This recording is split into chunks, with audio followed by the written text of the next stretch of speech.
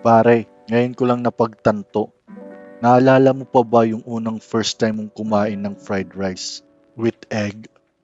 Yung biglang nakalimutan mo yung pangalan mo.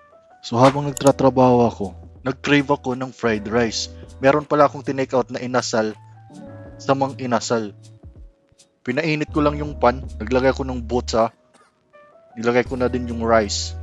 Ginawa ko na din yung mekos-mekos technique para maging mainit lahat ng kanin at mas spread natin yung botsa. Gagamit din tayo ng minced garlic. I-add na natin yung chicken, haluin at ilagay natin yung minced garlic.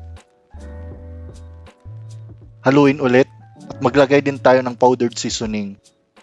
Okay na yung fried rice. Prito naman natin yung dalawang itlog mo. Pagkatapos ay gumawa na tayo ng malupitang plating. At montage din pag may time. Yan, I love it.